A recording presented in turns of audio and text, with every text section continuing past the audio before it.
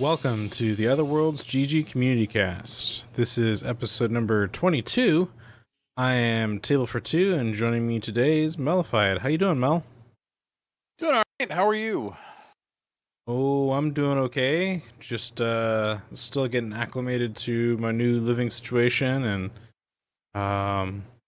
you know, living in rural north. See, the weird thing is like for the last 6-something years, I really didn't have to deal with a lot, because I was living in apartments with my wife, and the apartments that we were living in were, they weren't like super fancy or anything, but they were well maintained at least, right? Mm-hmm. And I never really had to deal with like mowing lawns or pest control or anything like that. And boy, howdy, it's just a huge switch being back in a house. It's like time to mow the lawn. You got all the spiders in the basement you got to clear out, even though it's a almost completely like finished basement. With the exception of like no carpet. Other than that, it's like a finished basement. And it's kind of like yikes. So yeah, it's been interesting, to say the least. So, but other than that, I've been doing pretty good. Good stuff. Well, yeah, we've been just sort of hanging in, nothing too crazy on this end. So you got some new chairs for the fam, I hear, right? yeah, well, the kids have been on. Well, this all started because my middle son was using an office chair that we had, and it squeaks incessantly. And he can't not be moving, like he's always shifting in his chair or bouncing around or whatever. And so it was driving my wife crazy because it would just be squeak, squeak, squeak, squeak, squeak, squeak, squeak constantly. And so we were like, okay, well, we need to get him in. Well, we switched his chair with my wife's chair. My wife had a nice Herman Miller Aeron chair that we got way back when some office closed or something. We picked some up, and we noticed the other day that he actually just however he was sitting in it, wear and tear, whatever, he actually broke a part of it, and it sheared the bolt off inside the chair, so we have to have it like drilled out, and nice. It's like a whole big deal to get it repaired. I thought I could just go in there and like swap the bolt, but no such luck. So we were like, okay, well, maybe this is an excuse to, get the kids some chairs. So we looked around, and we actually ended up ordering from Secret Lab. They do direct sales only of gaming chairs and have actually a pretty nice range of size. The smaller one is their Omega, and we got one of those for my youngest son. And then the Titan is sort of their middle size, which was sort of suitable for my two older kids.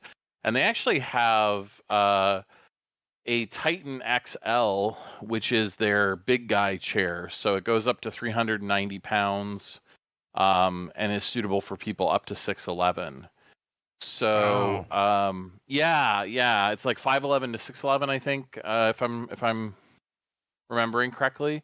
So I ordered one of those. Unfortunately, mine is back ordered until like the end of July, and the kids got theirs in 2 days. So cheers for the kids to grow into, huh?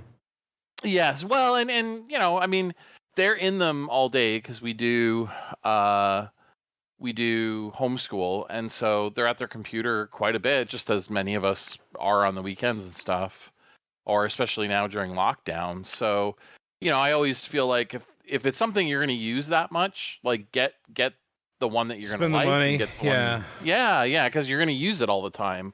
There's no sense in spending, a lot of money on something that's just going to sit on the shelf, in my mind. So, right.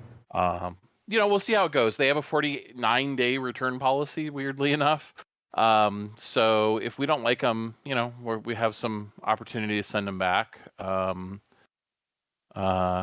But yeah, I'm fingers crossed. At least so far they seem pretty nice. I think the hard thing with chairs is until you sit in them for hours, it's like you can't tell. You know what I mean? Right. Are they going to be comfortable long term and stuff like that? So we're hoping we'll collect some information over the next month and see if they hold up to their reputation. So fingers crossed. Nice. Well, let's get into the news. And speaking of things that you've recently got, you got yourself a new NVIDIA graphics card, did you not? Well, yeah, and was certainly not trying to get one. Like I've kind of thrown my name in the hat for a couple of the websites that do lotteries. I think I put my name in on the waiting list for one of the manufacturer direct sales offers. I had gone to Best Buy a couple times, the website, to try and get like a 3080. And I sort of settled on the 3080 as being the card to get. And then Nvidia well, I guess this kind of gets into our news, but Nvidia announced the 3070 Ti and 3080 Ti, and the 3080 Ti is a 3090 with less memory, so it's only about a 10% performance bump over the 3080. But the 3080 is such a big leap forward compared to the older, even the 20 series cards. Well, here's something interesting. So. In the article that we're looking at for this information, it's from Forbes. It says here there's like a little breakdown, and you mentioned that what it has is like less memory. What's funny is it's a $300 less card, right? But it has half the memory, so it goes from 24 from the 3090 down to 12 for the 3080 Ti, which is kind of strange. And I guess the RT cores is slightly lower too by about 2, as well as some of it's like slightly lower in the cores category, but yeah, but like $300 difference. That's crazy when you consider that the like RTX regular 3080 is only $700. Well, if you were to get it normally, that is. But. Right. Well, and at this point, the reality of all this is you buy what you can get because you don't have a lot of choices, right? Like there's just not. I can't go to the store and choose from a 3080, a 3080 Ti, and a 3090. I have to take what I can get. So, I'm certainly not complaining. My one challenge is my desktop machine. I'm normally using a 2080 laptop that I bought right at the beginning of COVID lockdown, and that was before the 3000 series had been announced, and we kind of knew it was coming, but I wasn't sure when. And I said, okay, I need a new laptop. I want a nice laptop. And lo and behold, my desktop has been my wife's Fortnite machine, and the power supply on it died recently. At least I think it's power supply. So I ended up moving some stuff around and gave her a different gaming laptop that I had that's certainly perfectly fine for running Fortnite. And so I'm going to get the desktop, get it upgraded, get it fixed, get the new video card in there. But the one thing I wasn't wanting to do was a new motherboard, a new CPU, new memory.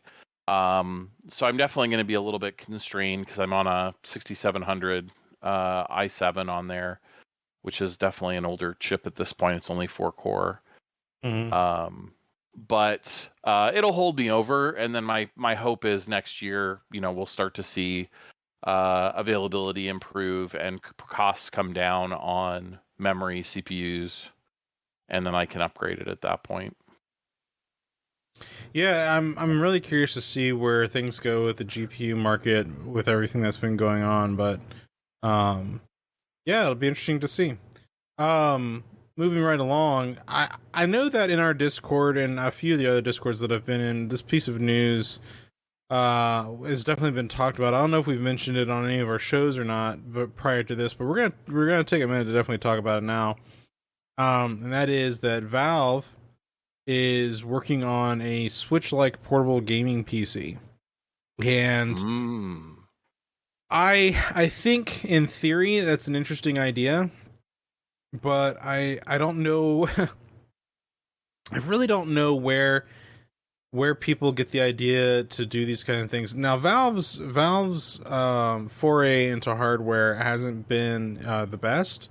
They haven't really made great successes in the hardware market, especially not with their controller.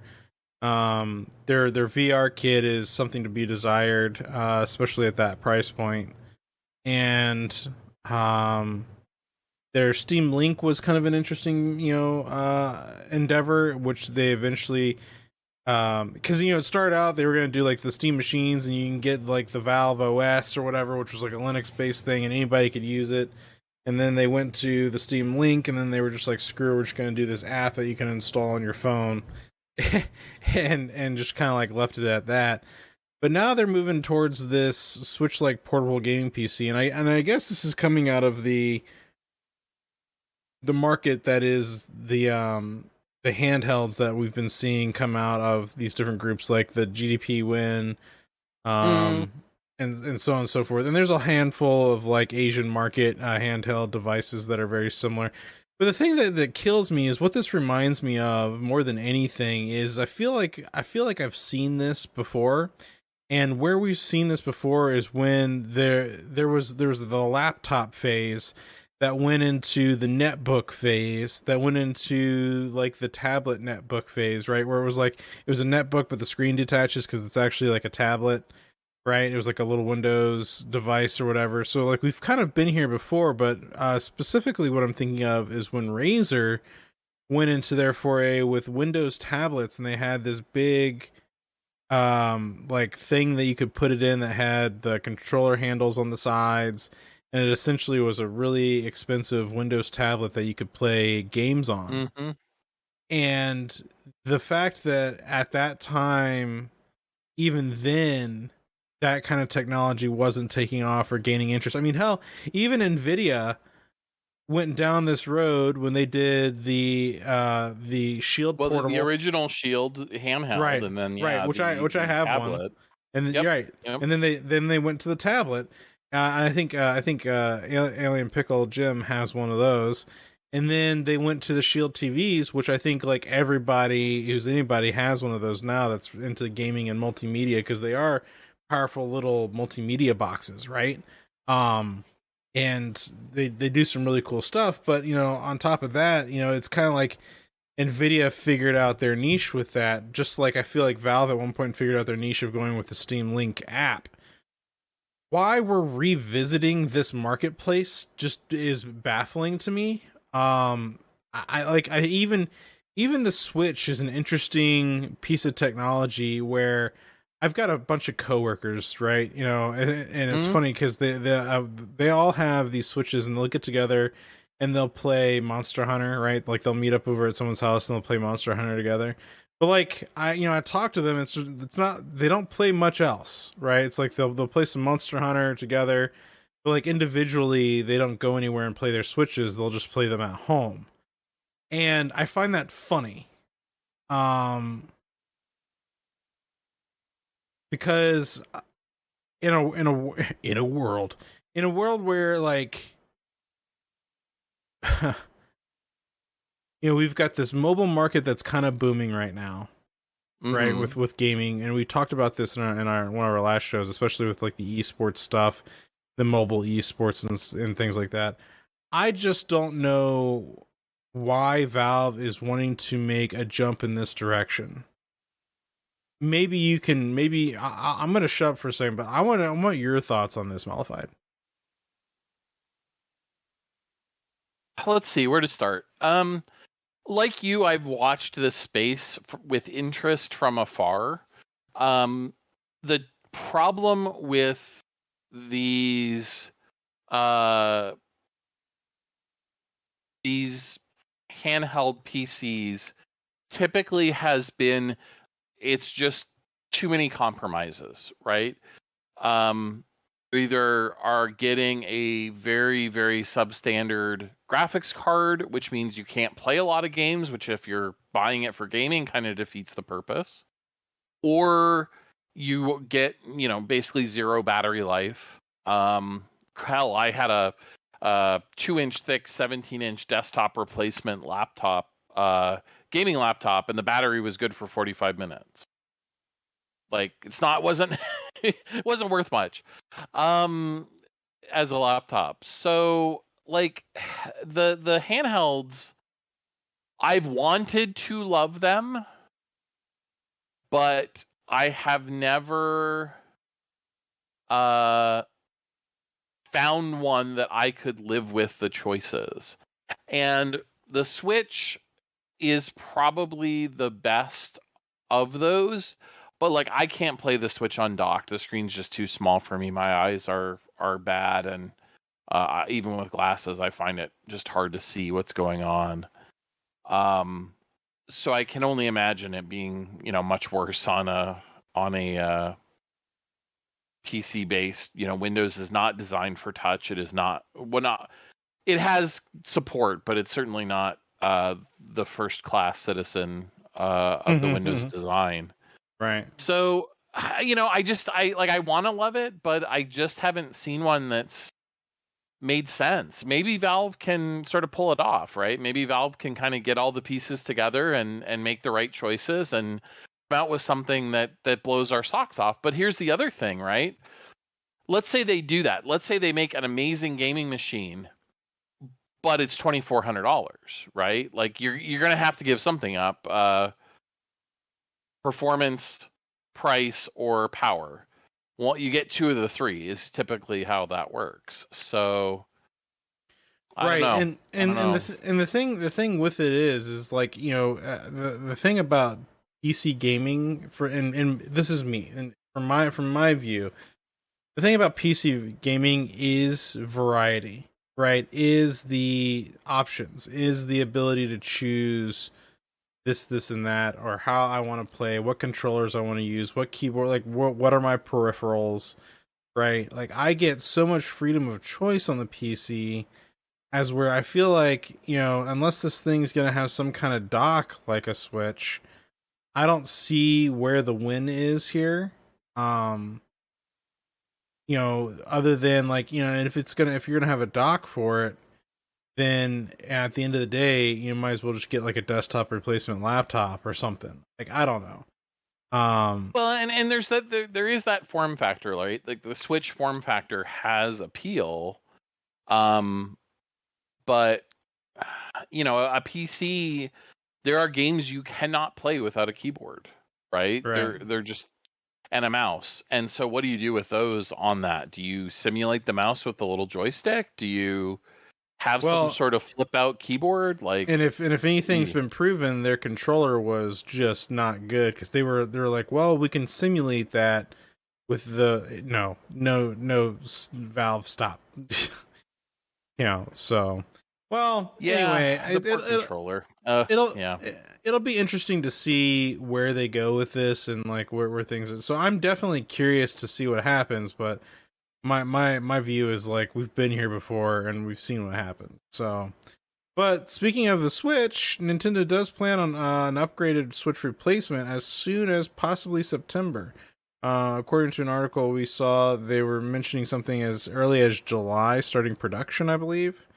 The big rumor is they want to announce before E3 so that all the game developers can show off their stuff. So what is E3. So what, Melified, what entails with an upgraded Switch? What does that mean? Well, the biggest problem the Switch has is it's essentially based on the 2015, NVIDIA Tegra chipset. So it's pretty old and pretty crusty in terms of modern graphics performance. A lot of games struggle to get to even 30 FPS. They sort of cheat, because when you're in handheld mode, the screen is small, so they can get away with 720p, which allows them to run the GPU underclocked to save battery, and then they bump it up to 1080p when you're docked. But in a lot of cases, you're not getting 30 FPS in one or both of those modes. So one thing would be, gosh, it sure would be nice to actually hit 30 FPS consistently. Another rumor that a lot of people are speculating is NVIDIA has made a lot of progress and had a lot of success with DLSS 2.0, which I forget what it even stands for. It doesn't really matter. Basically, what it's doing is using special parts of the NVIDIA GPU to do AI upscaling, and you get a really nice looking image from a lower resolution source image. So a lot of people were kind of speculating that maybe they are going to do that to do 4K. So it's not going to be true 4K. It's actually going to be rendered at 720p or 1080p and then upscaled through DLSS. And I mean, okay, that's one way to sort of solve the problem, I suppose. But my hope for a Pro would be, geez, give me better frame rates. Like at least 1080p 60 would sure be nice in a lot of these games. I just don't know if Nintendo cares enough. Like if that's I don't know what their priority is there. So we'll see what happens, I guess. Yeah, for sure. Well, I'm still kind of holding out on Nintendo. Honestly, I've kind of given up on them. I mean, the only thing that I'm really looking forward to and would be excited is the Breath of the Wild sequel that they teased like forever ago. That's about the only thing that I was be looking forward to coming out of Nintendo, but I haven't really heard much of that. Maybe the new Metroid that they also talked about that they've had to stop and restart at least once. Yeah, we'll see. I mean, geez, it sure seems like they could do the Metroid Prime trilogy as a, remaster and sell about 1 billion copies. Yeah, Metroid Prime 1 was so good. I loved that game. Well, and if you remember, I think it was 3 only had motion controls, so it would be nice to get a controller-based version of that game.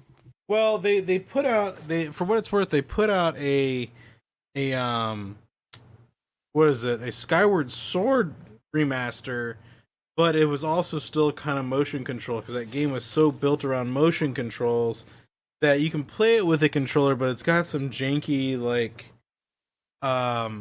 mappings because of the motion elements that are still baked into the game that they didn't get rid of. So I don't know. We'll see. Yeah. I mean, that's like the one game that I think people have been asking for to be sort of updated that I could see doing really well for them on the Switch. But it's hard to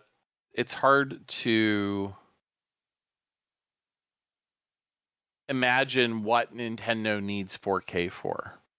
I mean, really, like I just don't. I mean, I guess maybe they want to compete with that in terms of Nintendo and PS5. I think a lot of people want them to compete in that area, but Nintendo doesn't care what anybody else does. They're kind of doing their own thing, and I'm not convinced that they see the need for 4K. I think they may very well just do kind of the mid-cycle refresh that we saw with the PS4 Pro and the Series X, or sorry, the Xbox One X, and just improve frame rates a little bit. Add, maybe the DLSS gets them up to 1080p at 60 by actually rendering at a lower resolution. I don't know. We'll see, but Nintendo likes to go their own way, so I'm dubious that they're gonna just slap 4K in a Switch and call it a day. Well, what else do we have for Switch news? I think there was another one here. Yes, there was. We have the announcement of the new Pokemon Brilliant Diamond and Shining Pearl. These are updated versions of Diamond and Pearl.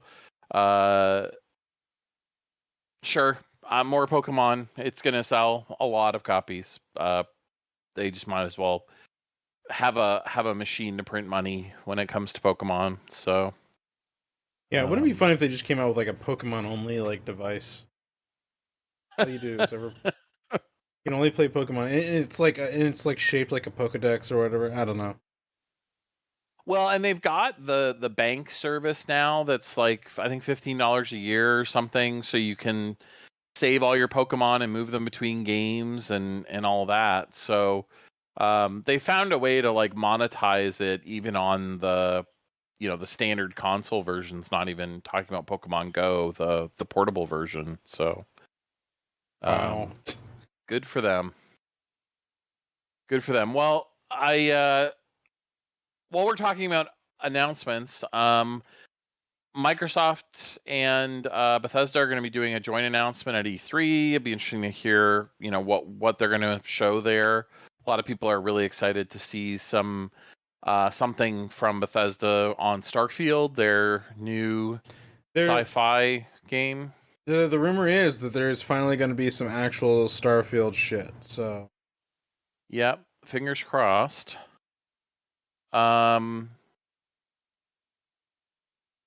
It came out right now, going on like as we speak, is the Throne of Skulls event for Warhammer. This is kind of an annual thing where Warhammer or Games Workshop, I guess, makes a bunch of announcements and talks about what they're working on, things like that.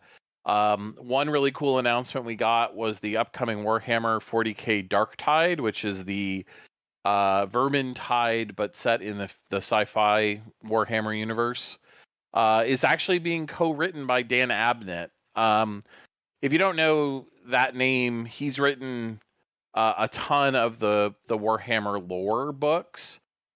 He's a comic book and game writer by trade. He worked on one of the Shadow Mordor games. He's done some other game writing, but just a super good writer. He has done some Inquisitor books in the Warhammer 40k universe that are probably some of the best books out of the hundreds that exist for Warhammer. So really cool to see that for sure.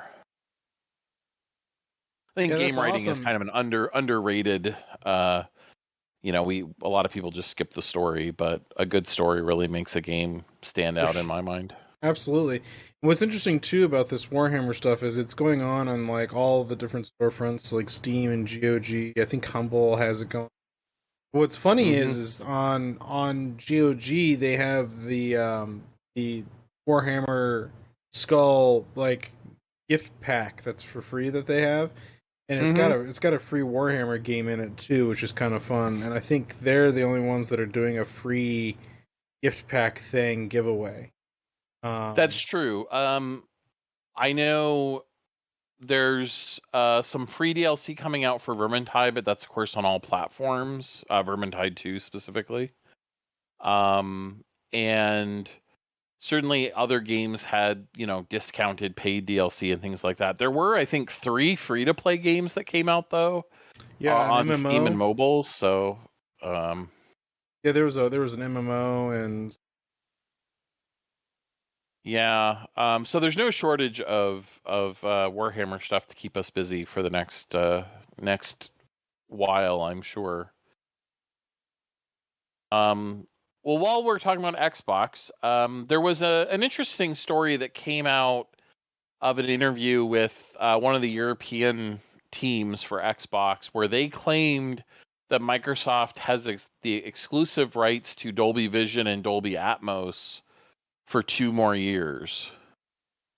And Microsoft came out and said, no, that was wrong. That's not true. We have no exclusivity on Dolby at all. But what a lot of people were kind of wondering is, well, why doesn't Sony have Dolby then? And to me, the answer was very simple. Maybe people don't realize, but Sony actually has competing solutions to both Dolby Atmos and Dolby Vision through their theater business. And so I don't think that Sony wants to pay for, nor will they ever pay for Dolby Vision or Dolby Atmos licenses for the PlayStation, because they want people to use their own 3D audio solution and HDR solutions. So yeah. Crazy. Sony coming up with a proprietary solution. Who would have thunk it? Well, speaking of Sony, this next piece is actually quite interesting, and I think, well, we've already started to see this shift with some Sony stuff. Right? Some of the exclusives that were on their console have been slowly coming over to PC, and I think that's a good thing, right? I think that that helps to bolster the games that they have, and maybe even some profits here and there. Because I think Sony, and I've said this ad nauseum on the show, and I'm sorry, but Sony really needs to get on the bandwagon with what Microsoft is doing, and do something similar with the PC, because my goodness, it's making Xbox look really good. But the thing that Sony's doing right now is there's a list. They had their investor report, right, and one of the slides for their investor report was a section for PC, and they talk about Horizon Zero Dawn and this and that, and there's a section that says more PC releases planned. One was Days Gone, and the other one was Uncharted 4. What? Yeah, I mean, this is kind of their flagship, or at least one of their flagship exclusives, and it's interesting. There, I mean, the Uncharted 4 was out for PS4 over 2 years ago, so I think what we're seeing is Sony is willing to dip into that back catalog to go to PC only after it's been a while, where they don't feel like they're cannibalizing the sales of the PlayStation versions. Which, I mean, no. Was Uncharted 4 one of like their studios made that game? That was Oh. I'm fairly sure. I mean, Well, because I was gonna ask about Horizon Zero Dawn and Death Stranding, because those were exclusive releases on PlayStation, and everybody thought that that's just always where they were gonna be. And then one day they were like, "Oh yeah, they're coming to PC," and you're just like, "What?" Kind of out of the blue. So that's kind of how this feels, like out of the blue. We're just gonna throw this onto the PC. Yeah. I mean, I think they're toying with it, right? They're seeing what sales are like. They're trying to sort of see how well these games do, and dipping into the back catalog at least is an easy way for them to do that without taking a lot of risk. But we already saw some third-party stuff like Death Stranding, Detroit Become Human, Beyond Two Souls come to PC.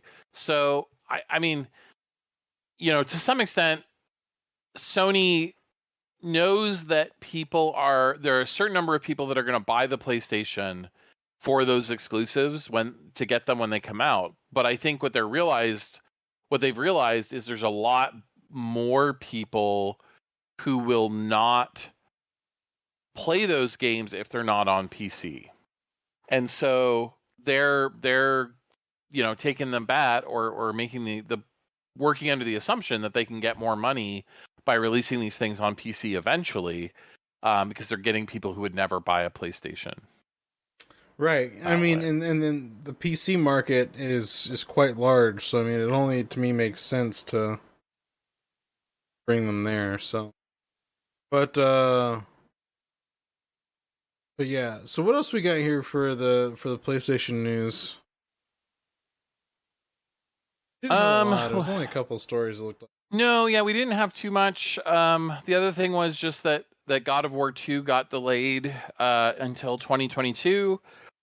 This doesn't help Sony. The PS5 and to a lesser extent Xbox Series have not been widely available, but they've also not had many games that are exclusive.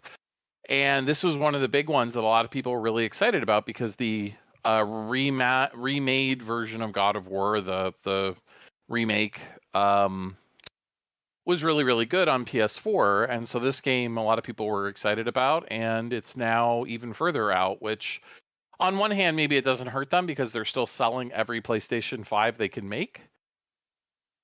But it does take away some of the steam for people, or the excitement for people who want to get a PS5. So, but I mean, delays are always a good thing generally because it means hopefully the finished product is a better game. Right. Well, in game releases, No Man's Sky is getting another big update. And, I wanted to touch on this for a minute. I think it's rather impressive and quite an amazing story that No Man's Sky came from launching as a disaster, right, to having released all of this free content, updates, and additions to their game over the past few years. It's really impressive. Because their PR issue when the game was first coming out, which was you had the IGN hype train, you had Sean Murray, who unfortunately didn't quite fully understand how to do PR speak, but was promising and saying all of these things that were yes, yes, But then there was also the stuff that was these are things that were in the trailers to the game that never were actually in the release of the game. I know that there was an issue that came up where I feel Hello Games came under fire for that one. And but the complete, turnaround of them to add in all of that content that they did say was going to be in it and more, a lot more, over the last few years for free has been really impressive. So No Man's Sky, the Prisms update, it's pretty exciting. Let's see here, what else do we have in terms? We got some more game releases. We talked earlier about the Warhammer stuff. So there's Total War Warhammer 2 DLC, The Silence and the Fury is announced for July 14th.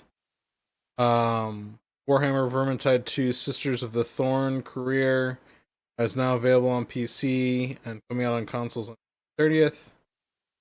The Warhammer 40,000 Chaos Gate Demon Hunters.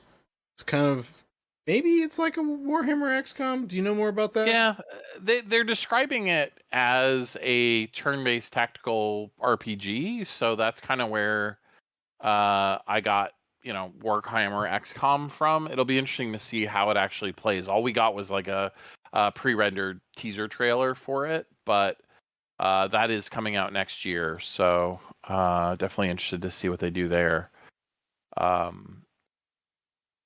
Unfortunately, kind of in contrast to what we were talking about a minute ago with No Man's Sky, it was recently announced that Torchlight 3 is getting one last update, and then the team is done with the project and not planning any more content for it. Torchlight's one of those game series that I feel like never lived up to its potential. Torchlight 1 was kind of simple. It was definitely, a Diablo-like game. Had some neat stuff, but ultimately was pretty forgettable. Torchlight 2 did really well. It had some weird quirks and things, but I know a lot of people who really enjoyed it, but they kind of got bored of it and moved on. And it also had co-op, like the first one didn't. Yep. Yes, that's right. So yeah, and so Torchlight 3, I don't know anyone who played it. I don't know anybody who is excited about it, unfortunately. So I think they have kind of decided to cut their losses. I bought it, but I unfortunately have not had a chance to try it, so I guess that's my failing. Well, now you'll get to play the final version, so whatever that's worth. We got a release date announcement for Dying Light 2, Stay Human. It'll be coming out in December, and it's available all the places in, I think, 3 or 4 different bundles, super deluxe edition. There's a physical collector's edition that has a statue with a blacklight in it. I saw, so they're really going all out. Big push on this game. That said, the original Dying Light is one of the surprise kind of sleeper hits, I feel like, of the last several years. So fingers crossed this one comes out with a bang and gets people excited for it. Yes. More Warhammer Age of Sigmar, Stormground news and video. You've played that, Malified? I did, yeah. This is a rogue-like. So you have a hero, and as you play through, you can collect secondary units that you can deploy to the battlefield. And it's a turn-based hex map, very like one screen hex map. So the missions aren't terribly long, but you do several of them on a run, and you're trying to defeat the big bad guy at the end of the run. And if you die, you have to start over, but you do get to keep some of your items and things that you collected along the way. It's certainly fun. It definitely felt very challenging. I feel like some roguelite lights or likes have strayed into this territory of, oh, yeah, you're supposed to die the first 10 times, or you're supposed to fail the first 10 or 20 times you go through because you need to build up enough stuff to beat the boss at the end, which, okay. I mean, it just, that's not my preferred way to do progression in games, but I enjoyed it. I don't know that I will spend a ton of time with it, but it's fun for what it is, certainly. I'm also not a huge fan of the medieval Warhammer as much as I much prefer Warhammer 40K sci-fi stuff. So that certainly didn't help it from my perspective. Yeah, I sadly, and you can, try heresy if you want to, but I was not as knowledgeable about the Warhammer stuff until Jim clued me in on the fact that there's like varying degrees of Warhammer, and like you have the fantasy Warhammer, you have the sci-fi Warhammer, and I'm just like, wait, what? And yeah, so it's really interesting and it's really deep, and I actually kind of like it. So it's one of those things where I really want to start getting into it now. So it's pretty cool. Yeah, I think the advantage that Warhammer has, or Warhammer 40K has, over a lot of other fantasy and sci-fi is there's so much rich backstory, and they're telling a story on such a grand scale. There's always room for them to go and do something else with it. The best example I can give is if you think about Star Wars, right? But imagine Star Wars from Knights of the Old Republic era, where there are hundreds, if not thousands, of Jedi and Sith running around the galaxy getting into trouble. Versus the movies, the Skywalker saga, as it's been retconned, where you've basically got one or two people that are kind of the movers and shakers. I think the Warhammer stuff just, it is impressive in its scope, if nothing else. It's sort of a and it hits. You have audiobooks, you have novels, you have the tabletop game, you have the artistry of painting the minis, you have the actual source books and the video games and all these different things. So you can live in the Warhammer universe if you want. And I certainly spend a fair bit of time there myself. So the other Warhammer game that just came out is Necromunda Hired Gun. In Warhammer 40K lore, Necromunda is one of the big, what are called hive worlds, which is basically these planets that have just been over time built up, and they produce massive amounts of resources for the Imperium of Man. And so they're special, and Necromunda has the seedy underbelly in the bowels, of the planet where all sorts of shenanigans happen. And so Necromunda Hired Gun, you play as a mercenary or a bounty hunter that's going after criminals in this underworld. I played the first mission plus a little bit.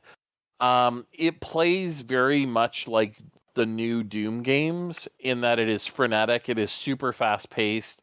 If you are standing still, you are doing it wrong, kind of thing. You've got to constantly be moving, and when you kill stuff, they drop little pickups that increase your shields and your health. So you have to constantly be moving and running over to get those pickups from the guy you killed. But there's just wave after wave of enemies coming in at you as you're doing that. So certainly not a relaxing jaunt through the Warhammer universe by any means, but One of the neat mechanics that it has is you actually have a Mastiff with you, who's your sidekick, and you can upgrade yourself through essentially, cybernetics, robotic enhancements to your body, but you can also do it for your dog, which is kind of interesting. So you can give your dog,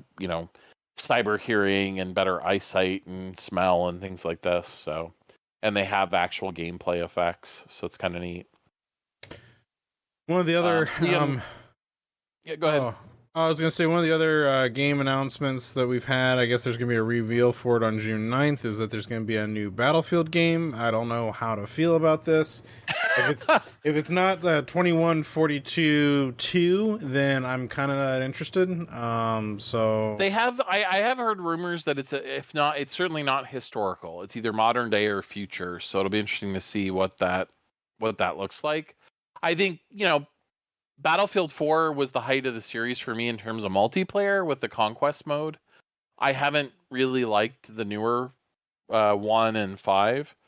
No, not at all. Personally, for me, I felt like 3 was the height. Now that's not to say that 4 was bad or whatever. 4 had pretty good multiplayer, but I thought 4's story was weaker than 3's story. I really liked 3's campaign mode a lot. Mm-hmm. But the multiplayer in 4 was definitely still like on par with 3. I felt like it was an improved version of 3. So.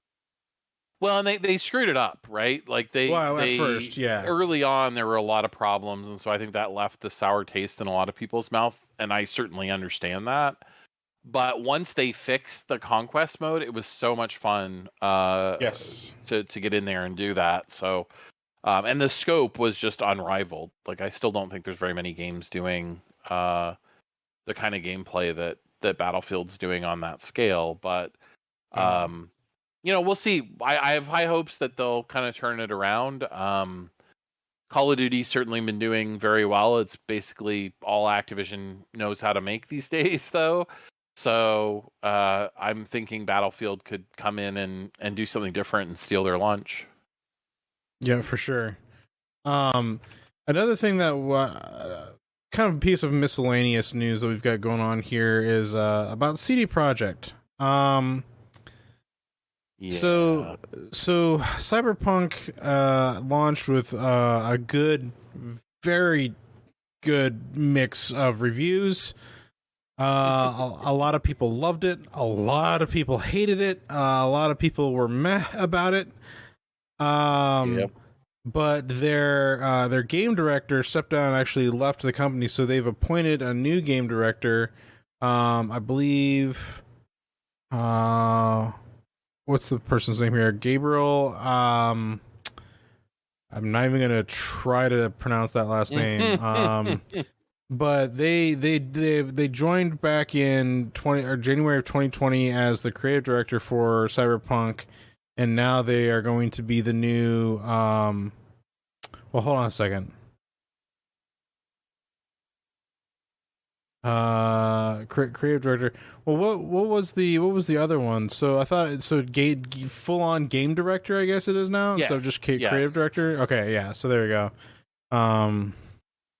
Yeah, I mean, I chose not to dive into Cyberpunk, even though this game is right up my alley. Like it ticks every box I have in terms of games. I love RPGs. I love deep narratives, lots of quests, big world, and I love the sci-fi and especially cyberpunk stuff. So I was super excited about this, but when the initial reviews kind of said like, look, it's buggy, it's got some problems, and then all the performance issues that they were having, I decided to wait until the definitive edition comes out later this summer, which is when they were going to have the Series X optimized version of the game. It'll certainly run well on the Series X today, but they're actually going to be doing, specific enhancements for it. Yeah. So I kind of, I'm going to wait, but I'm wondering if this means that'll come even later than originally planned. What was interesting because I pre-ordered it because I'm a crazy person, and I just remember when it first came out, like it would seem smooth in some places, and then you'd get to like you'd go into like the bar or whatever, and then there's someone standing in the corner as a team model, and you're just like, all right. Immediately, I've been immediately ejected from like this game or the feeling immersion. immersed. And yeah, it was terrible. Yeah. But I will say I do like the three different ways or three different methods that you can start the game. Which I've tried two of them so far and I've enjoyed them. I have not gotten very far in the game. I know the game has multiple endings, which is good. So I know that they've come a long way and they still got some things that they're planning on doing with it. So that's good. I applaud them. I wanted to save this next story for last. Because I know it's kind of like this former employer of yours can kind of be of a bit of a sour patch, but this year they're not going to do Blizzard's not going to do a BlizzCon this year. They're going to do one early in 2022. At least that's what's planned. I feel that I think it's probably good that Blizzard takes some time to be a little bit more quiet. They've made a lot of announcements and they've done a lot of things over the last several years that have just really stirred the nest. It's kind of caused a lot of frustration for a lot of its fans, including myself. As someone who grew up loving StarCraft, loving Warcraft, loving Diablo, getting into World of Warcraft, or even playing like Hearthstone or Heroes from the Storm, I love these things that they've done. But like as the years have gone on, they've just made a lot of weird creative decisions. There's a lot of rumors about, and not necessarily rumors. I mean, firsthand, just like the pay scale is not that great. There's just a lot of things, and so I think Blizzard, taking this year off, to focus on some stuff probably, and then come out with something next year is probably good because they are working on a mobile version of Diablo. There's people already streaming it on Twitch. There's people who have access to the beta that are allowed to stream it on Twitch. So I caught some of the mobile version of that the other day, and I was like, I'm not interested. I am curious about the new Diablo 4 though. I am, because I love the callbacks that presumably they're doing to Diablo 2, for example. And speaking of Diablo 2, they are making a remake or a remaster of that, which I am cautiously optimistic about, because their launch of their Warcraft 3 remaster did not go well at all.